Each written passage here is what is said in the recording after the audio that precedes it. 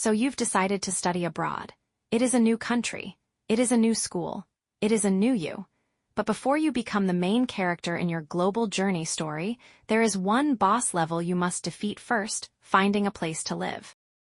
And trust me, this is where dreams meet reality, and sometimes questionable plumbing. Let's start with the golden rule of student housing. Location is everything.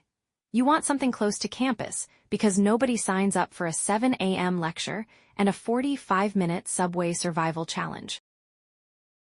It is even better if you are near public transport, because nothing says international student experience like learning 3 bus systems in your first week.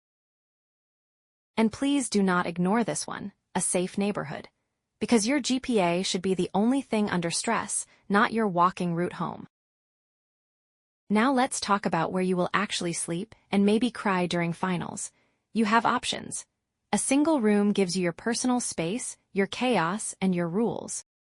Or a shared room, which is budget-friendly, socially unpredictable, and perfect for learning how loud someone can breathe at night. And bathrooms, it gets even more interesting. An en suite bathroom means luxury mode, you and your own bathroom equal peace. A shared bathroom means the good luck scheduling your shower around 5 strangers, experience. Now let's talk about survival infrastructure. A shared kitchen is where you will attempt cooking and eventually Google, why does rice explode? A study area or desk is essential, because your bed will betray you every time you try to study in it. Internet or Wi-Fi is arguably more important than oxygen for modern students. Laundry facilities are where you learn life lessons like, oh, colors do matter.